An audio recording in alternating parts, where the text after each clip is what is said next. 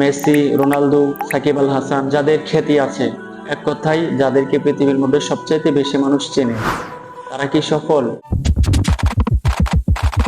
এই পৃথিবীতে সফল কাদেরকে আমরা বলবো?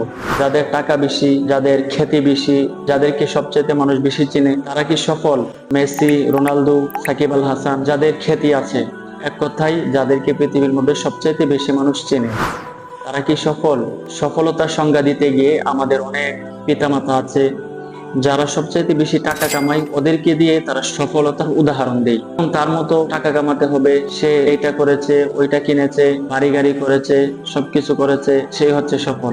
কিন্তু আল্লাহ সুবহানাহু ওয়া তাআলা সফলতার ভিন্ন কথা বলেছে। আল্লাহ বলেন, কদ আফলাহাল মুমিনুন, যারা প্রকৃত ঈমানদার, যারা প্রকৃত মুমিন, তারাই হচ্ছে সফল।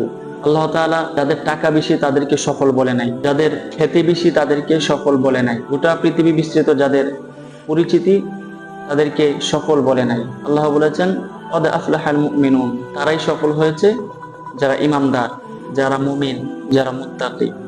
ঈমানের পাশাপাশি যারা তাকওয়া অবলম্বন করতে পারে।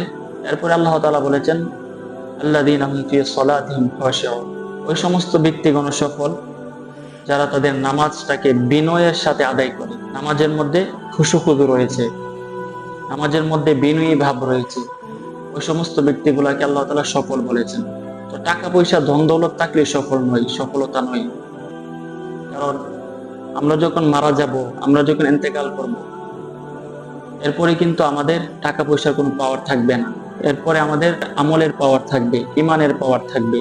এজন্য সফলতা শুধু টাকা পয়সা নয়।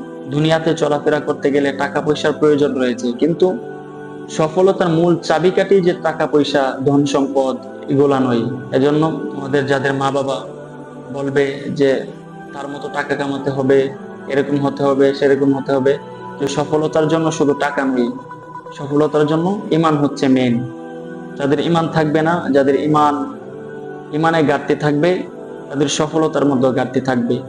এজন্য টাকার পিছনে দৌড়িয়ে আমাদের ঈমান যেন নষ্ট না হয়। অনেকে আছে টাকার পিছনে দৌড়িয়ে সুদ, ঘুষ, বিভিন্ন অনৈতিক কাজকর্মে লিপ্ত হয়ে যায়। সুতরাং শুধু ধন সম্পদ আমাদেরকে সফলতা এনে দিবেন। একটি কথা মনে রাখতে হবে যে আল্লাহ তাআলা যে থিওরি আমাদেরকে দিয়েছে, যে সংজ্ঞা আমাদেরকে দিয়েছে, সেই সংজ্ঞাটি হচ্ছে কদ আফলাহাল মুমিনুন।